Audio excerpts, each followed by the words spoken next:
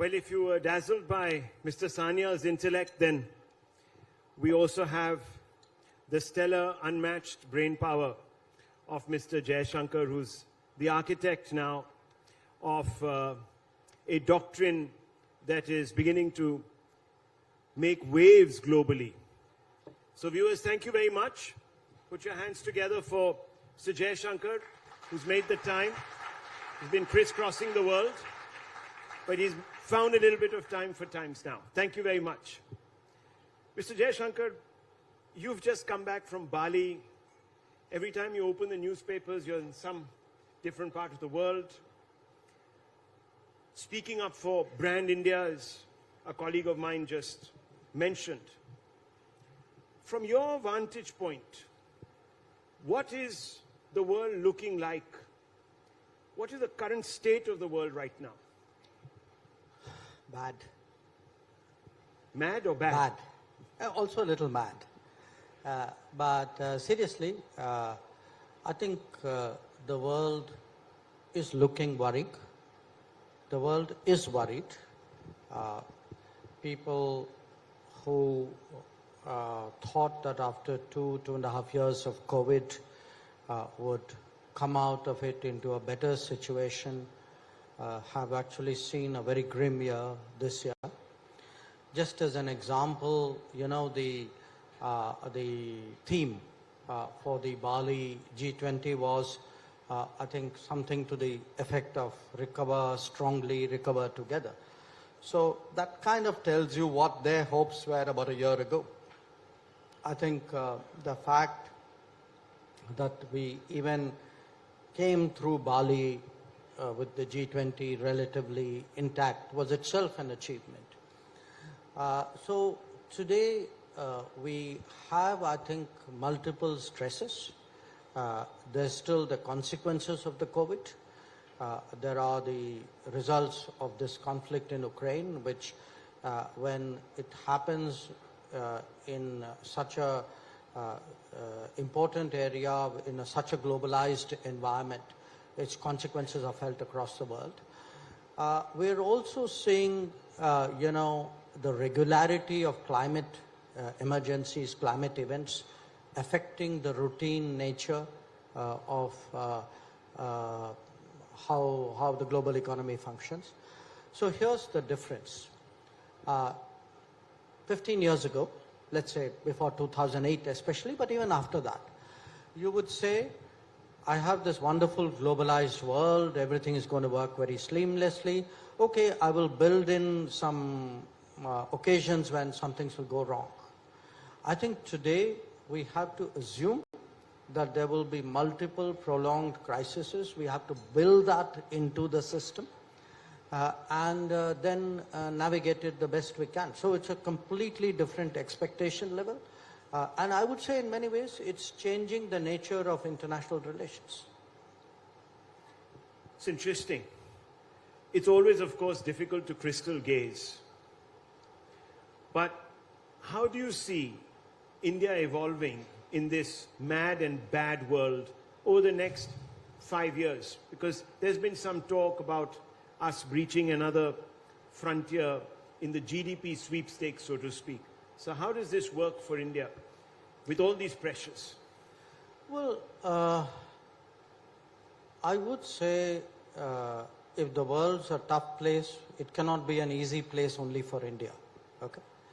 So to my mind, if I were to look at the next 2 years, I would say it'll be very important for our country to have the right kind of leadership, to have the systems in place, the confidence, the judgment, to navigate what will be a very stormy time.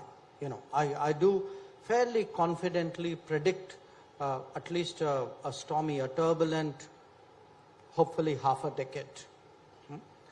Now, how do we navigate that turbulence? I think partly by studying the economy, under the circumstances, doing as strongly as we can, executing the reforms that we can do, we need to do. We should have done some of them a long time ago. Also in this, because relatively we would hopefully be better placed, see whether the process of India's rise continues even amidst the turbulence. I think that's broadly the kind of course we need to chart out. My own sense, very frankly, is that's also the expectation that the world, or the calculation much of the world has of us. As someone who, because I deal a lot with how foreigners look at India, I think they see a lot of our achievements perhaps with greater clarity and objectivity than we do, because we have very strong domestic debates. They look at the 2 point something billion shots in the arm, marvel at it. They look at the fact that, the kind of doomsday scenario that, there'd be so many people going back to their homes, how will you feed them? How will your economy not completely stall? All of that has proved to be unfounded. In fact, we have actually, I think perhaps most Indians don't entirely realize it, we have actually created a social security, social safety net in the course of the last 3 years. So they look at a lot of that, the last mile digital delivery, the improved quality of governance, the easier to do business, the fact that, and also today, the fact that the world is realizing there's an over-concentration of manufacturing in a particular geography, and therefore they need to spread it out more, so there's much more interest in a lot of that happening. Many of our policies are designed to create a pull factor. So a lot of that is also happening. Which foreigners? There are some foreigners, and there are some Indians in foreign lands who have a slightly different view, more oblique view, more pessimistic view of our politics, for example, of what they now popularly suggest is a democratic backsliding that is happening. And the attendant commentary that goes with it in various journals around the world. So there's that conversation also. Does that worry you, that all this bad publicity might deter investment, because there is continuous talk of a democratic deficit, which is so essential to keep all these processes, these procedures, these policies on track? If India is sort of being torn asunder by so many vociferous political interventions, debates, social turmoil, what happens?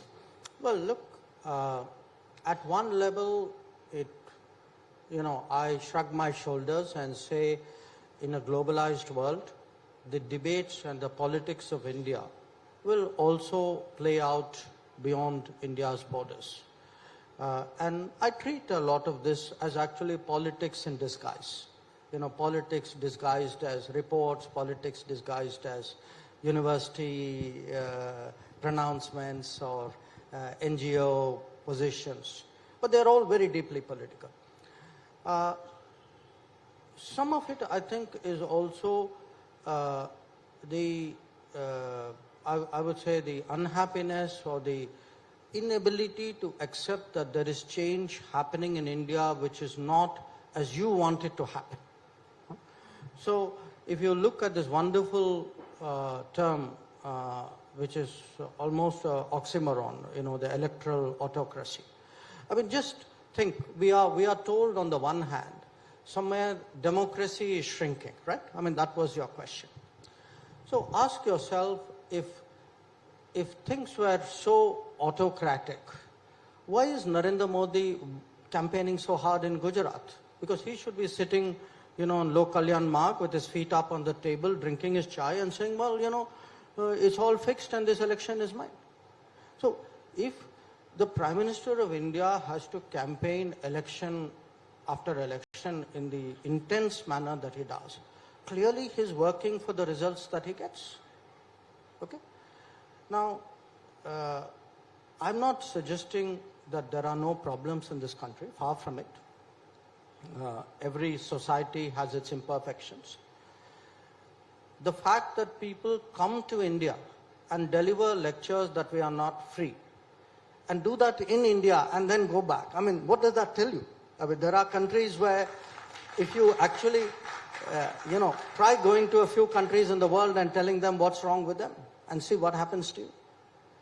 And, on top of it, if you look at these arguments, some of it, yes, are Indians who are abroad, because as I said, they're extrapolating our politics. But look at some of the other countries and the institutions which they have created, and I think I just heard the tail end of what Sanjeev Sanyal was saying before me. See, they create this narrative. The narrative goes like this. These are all the things that's wrong with you, and you're answerable for it. Now, if you tell them, well, I think there are a few things wrong with you too. They say, yes, we know that. But that's not what we are debating. You are the guy in the dock. You are answerable. I'm the guy asking questions. It doesn't work the other way around. So, it is part today of a larger, I would say, a political, almost ideological debate which is going on in the world. It's played out in different parts of the world differently with different issues. But at the end of the day, I mean, it is, to use an old-fashioned term, it is very hegemonic. It is actually an elite, a set of people who are arbiters of what is right, what is wrong, what is good, what is bad. And so an electoral autocracy is a polity which throws up through elections results that you don't like. I mean, that's what's wrong with that country. That they're not electing the people who you want to get elected. Very interesting. How is it traveling with Prime Minister Modi? I'm changing the contours of this conversation now. You've been speaking about meeting him when you were an ambassador, and he came as a visiting chief minister, and that was sort of a view from the outside. What's it like now from the inside? What does Team Modi do that includes you now while planning for such high-stakes meetings, for example? No, so what's the question in a sense? I mean, what is the process, or what is it like? What's the process? What is it like to be? Well, look, Well, I mean, he's been able to establish a lot of personal connections with a lot of world leaders. They're reciprocating and saying that he is an amazing leader and this, that, the other. You've seen the headlines and we've all read them. So there's that aspect of it. How much of your outreach, your planning is centered around his views? How receptive is he to the policy experts? How does it all work? Well, that's very complicated and probably a very long story, but I'd give you a kind of sports analogy if I might. Okay. Even if you're a natural player, perhaps especially if you're a natural player, you have to spend a lot of time on the nets to get your game right. Now, in the case of the Prime Minister, yes, I mean, he has a flair, he has an ability to connect, he has a persona, he has a view, he has a tremendous expressiveness. All of that is true. That's the bit which all of you see. But he's also an extremely well-prepared person, very thorough, very hardworking.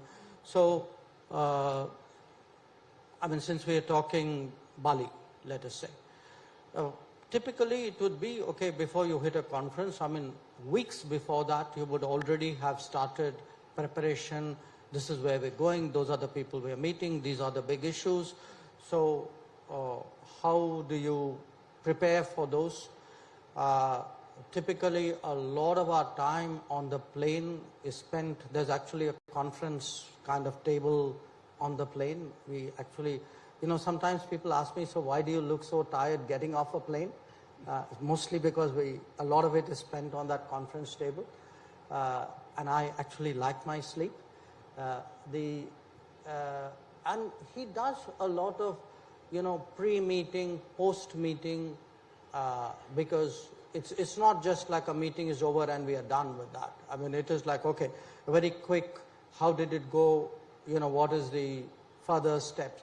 So the continuous brief, debrief, correct, prepare, update. It's a it's a sort of, it's a process. And it is something that keeps you on the toes, because in order for us to work with him, we have, there's a back end to what we do. So in a sense, I would say, there's a kind of a team sort of system that also he harnesses very well. I mean, he's by nature very much of a team person. And quite honestly, I would say perhaps his strength that I have seen is a willingness to actually ask a lot of questions and to listen to a lot of things. He's a very good listener. Never ever forget that.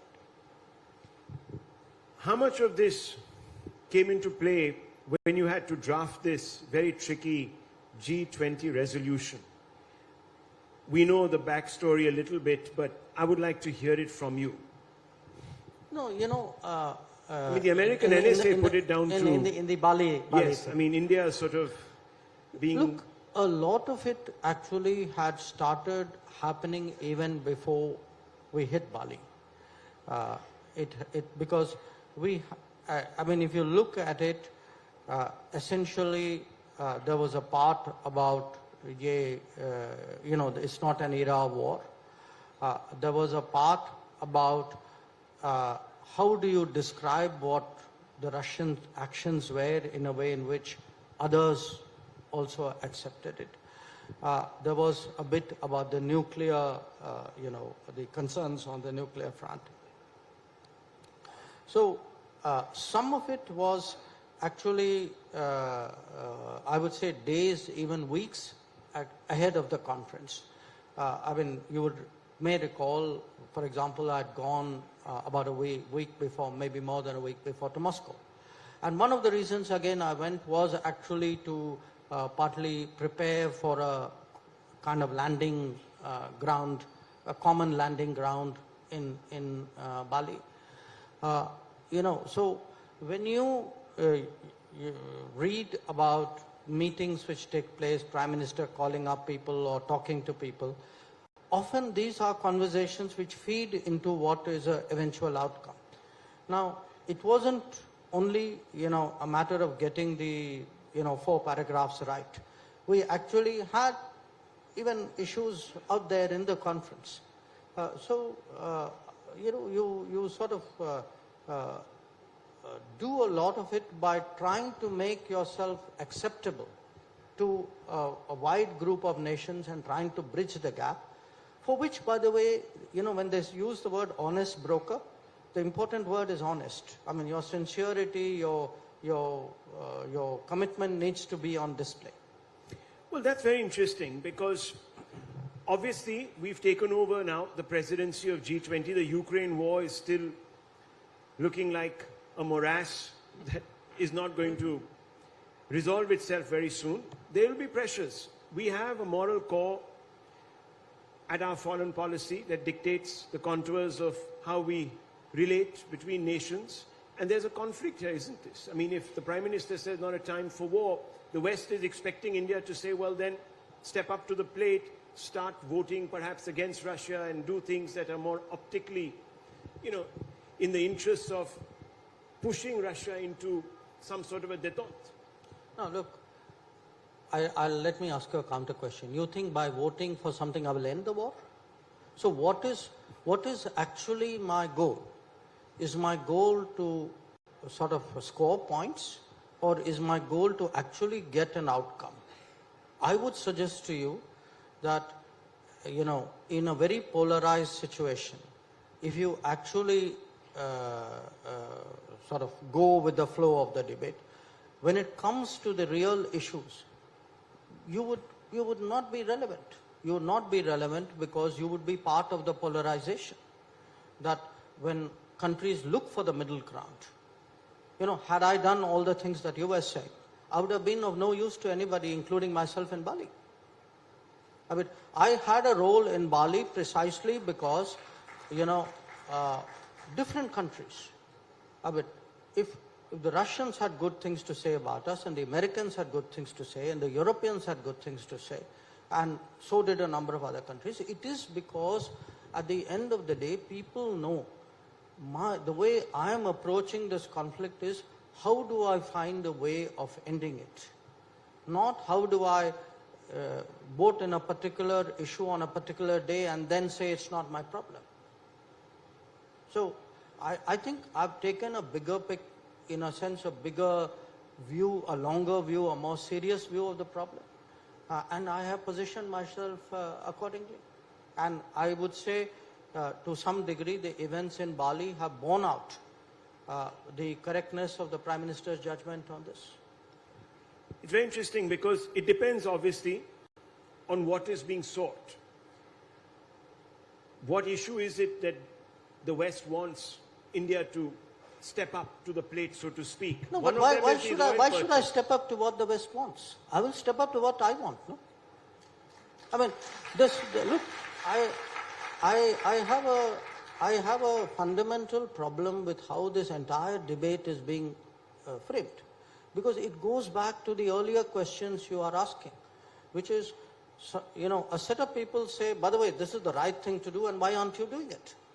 So I am not running a foreign policy for the demands of other countries and other people. I'm running a foreign policy for what I think is globally good and what is in my country's interest. And I believe today that if you look at now it's what, 8 months, 9 months since the conflict started. I do believe in these 9 months, India's interests have been well served. I believe today that we have today a credible position as a country which is an advocate of sobriety, which has credibility, which wants the conflict to end, which is capable of working with other countries. There are some other countries like us. We're not alone in this. And I think that's the right thing to do. Now, if that doesn't meet every expectation of some Western countries or many Western countries, I'd say, well, frankly, tough luck. It's interesting because you're also part of a Quad, and some of the member states of the Quad have an expectation. They've taken a position. How does that square with these alliances? I know you've spoken about plurilateralism. Look, if, let us say, you say some members of the Quad have an expectation. Okay, I also have an expectation of the world. So tell me, what are these expectations? No, I'll give you an example. Yeah. I have a neighbor who practices terrorism day in, day out. Why don't all of them sign up for everything that I am saying? Why don't they have identical positions with me on terrorism? You know, where is group unity when it comes to that? And that, by the way, is a much older problem. So, look, you can't, you know, the Quad was never envisaged as 4 countries having identity or positions on all issues in the world. The Quad is an exercise of convergence where in the Indo-Pacific, we have, a lot of common interests and an ability to work together. Even in the Indo-Pacific, we may not agree on everything, but we have substantial agreement. But there would be other areas. You picked Ukraine. I could as well pick Pakistan or Afghanistan and say, okay, why aren't you all endorsing India's position? But many of them are not. I mean, some of them don't even endorse my map. Forget about my position. That's a very interesting point. Yes, of course, you're right. But in the context of this, the expectations, we've just seen US President Biden sign up with Pakistan a deal to provide them military hardware for the upkeep of their existing weapon systems, aircraft, etc. That must have made you look a little askance. You must have said, this is a bit hypocritical. They expect me to do their bidding in this theater, but when it comes to honoring my expectations, they seem to be moving closer in a direction that I don't want them to. Did that go through your mind, or you said, well, this is just the way the cookie crumbles? A lot of things went through my mind. I'm not sure I would repeat the exact words that I did, but look. No, what were these words? These sound like interesting words. Pakistan is an issue on which, historically, we have had differences with Western countries. The differences may have increased or decreased, but the differences have never gone away. You know, for whatever reason, different Western countries have perceived a utility for Pakistan in their larger calculations, and therefore often practice policies and do actions which are against our interests and obviously with which we are deeply concerned. So I have today built a relationship with the major Western countries, or you can say broadly with the West, recognizing that this is an issue on which I do not have agreement. That there will always, it will be my endeavor to try to persuade them to see it the way I do. And, there will be issues on which they have been, Western countries have been very strongly supportive of us.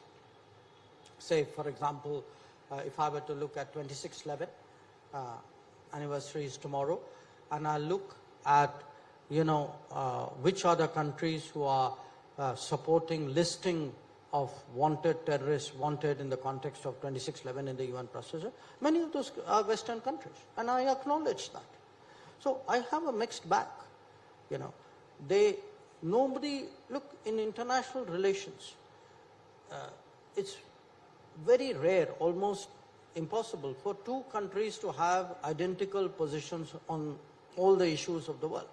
And especially the bigger you are and the more a diversity of interests you have, there will be overlaps of positions. There will be, as we say, it is convergence, it is not congruence.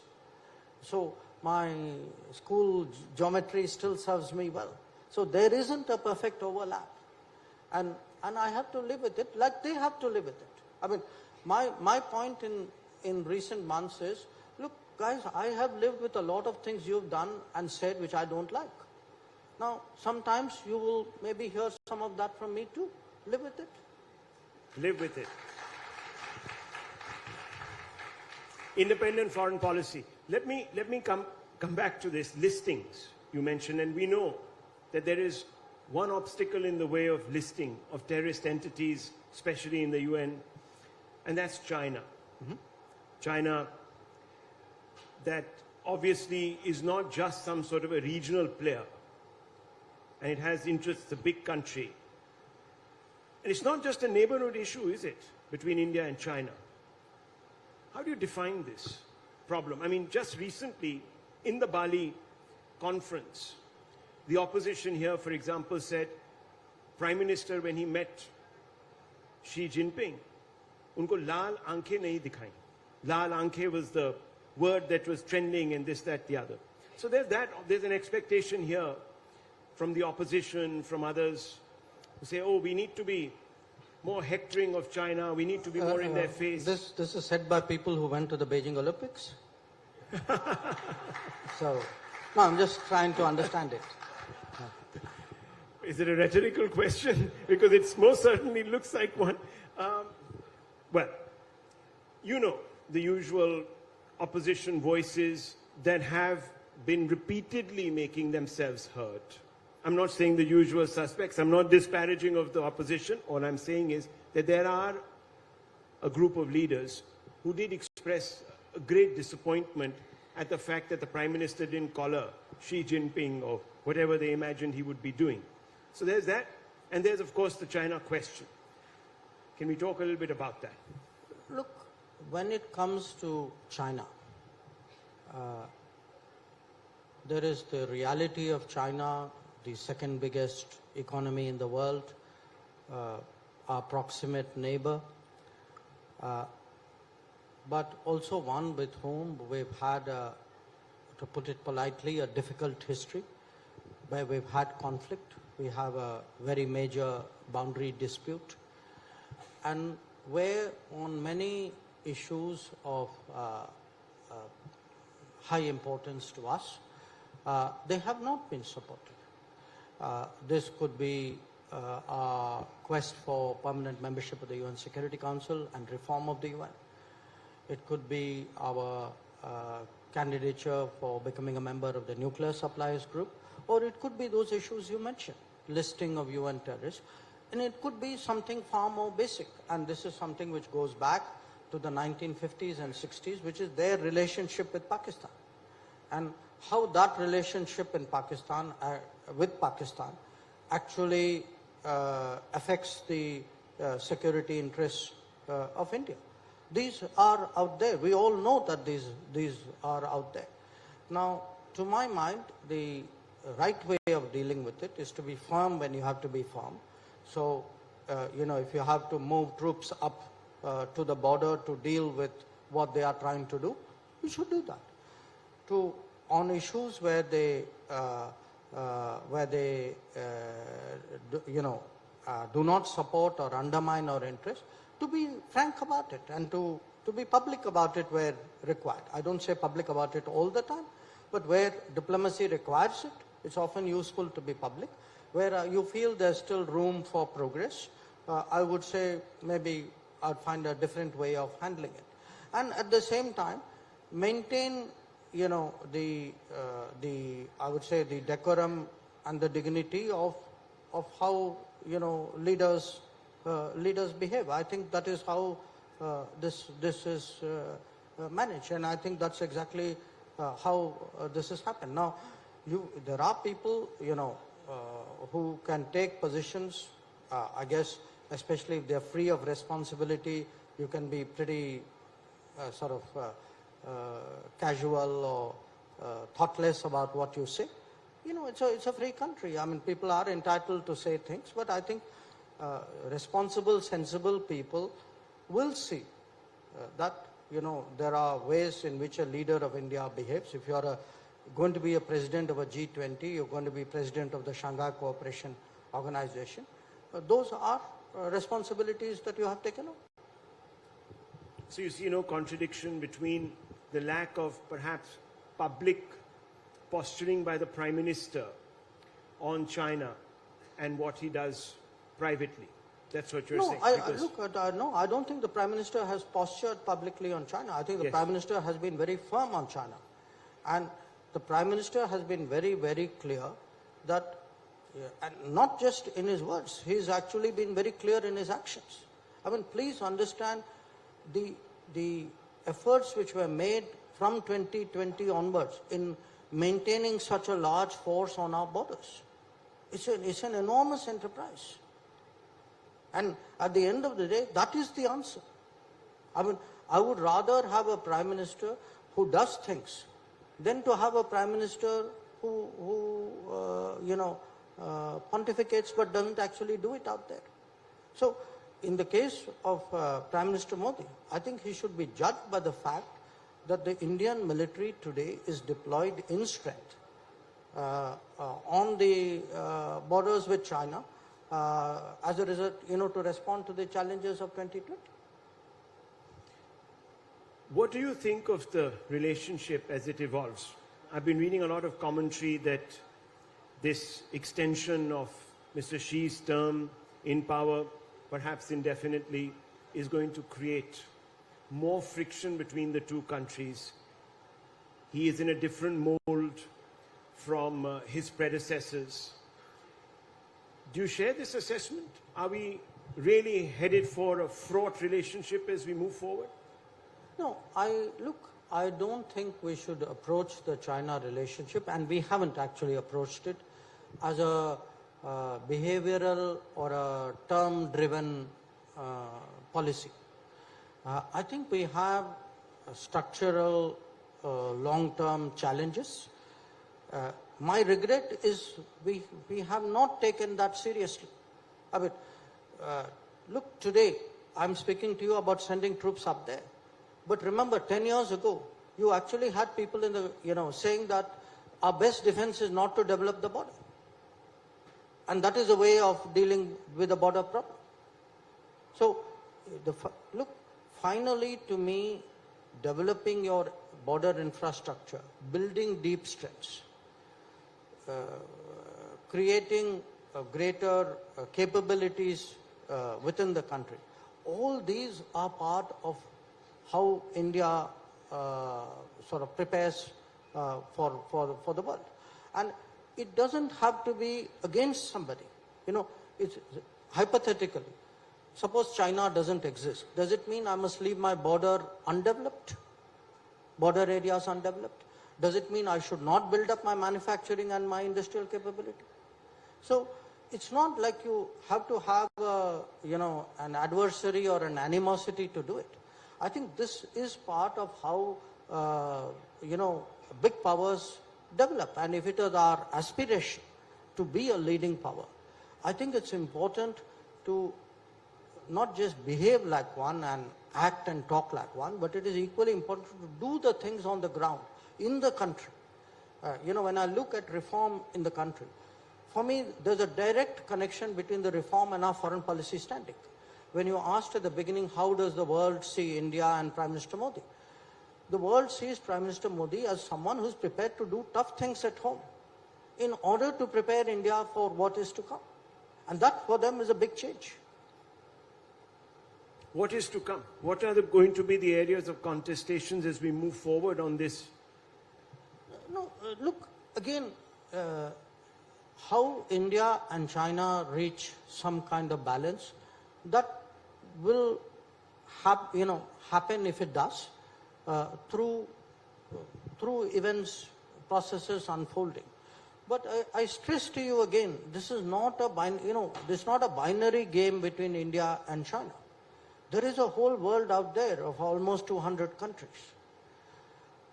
I am today, as India, engaged in the kind of changes and development and processes and progress, which is designed to take me to a much higher level, which I believe is kind of my destiny, if you would. Now, China happens to be one important part. I'm not diminishing it in any way. But I am doing it for myself. I'm not doing it because some other country is pressurizing me or because I have a problem with them. Now, how do I reach a balance with China? It's a very tough question because, look, we have two huge handicaps dealing with China. One, that we lost the 1962 war. Now, the consequence of that is being felt even today. So, today when people write about a bridge which is coming up or some village which is coming up, please remember, these were areas you lost in 1962. And if that had not happened, this wouldn't have happened.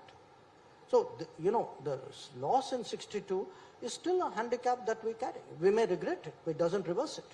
The second is the changes. We started reforms, let us say, 15 years later than China, and our reforms were half-hearted.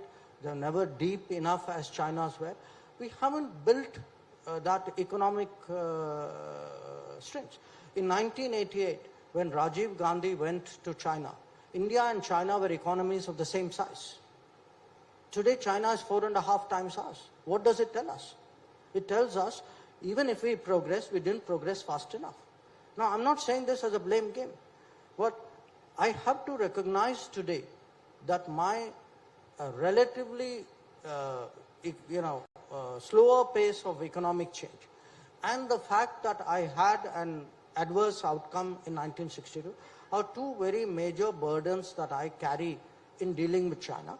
Having said that, I would still, try to find ways by which I can maintain my interests and secure my line of actual control out there. And that's really what the government is trying to do.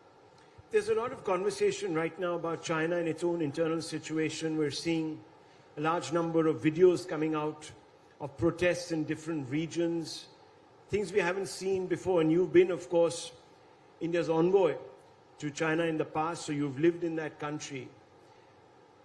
How do you react to all of this talk of some sort of internal turmoil? It's very difficult, of course. It's a very closed country. But when these things come out, does it surprise you? Do you think that things are a bit fragile? Oh, look, I haven't been there, obviously, since COVID started. But I'm not sure I would use the words you are using, internal turmoil. Obviously, they are grappling with the COVID issue, but every country in its time also grappled with the COVID issue. It's being a open, democratic, transparent society, and there's also an answer to the beginning of our conversation. I did mine in broad daylight. You know, I may have made mistakes, I may have had solutions, I may have done course correction. I never hit them. Whereas, you know, not all countries have the same degree of transparency. The sociology of different societies is very different. They are doing it their way, and obviously there are some consequences and episodes out of it. But I would say that when you look back at the COVID, the fact was there was a lot of hand-wringing and a lot of second-guessing and a lot of finger-pointing in this country. Ask the world today, so how do you think India handled it? And I'll tell you, you'll get a very honest answer. You know, much of the world today looks really at not just the fact that we had vaccines. There were people with vaccines who didn't know how to get the shots in the arm. There are people who got the shots in the arm but didn't know how to look after people who were down. So I think we've come out stronger out of COVID. We took a huge, it was a trauma, to put it very mildly. But when you look at some of these episodes, I think an Indian with foreign policy interests who'd like to compare their own government and their own system with what is happening with the rest of the world needs to reflect on it. Thank you very much, Dr. Jaishankar. Thank you very much for speaking to us. This has been a very enlightening conversation, as it always is, and a pleasure. And I'm sure the audience has taken away a lot from this exchange. Thank you. Thank you so much.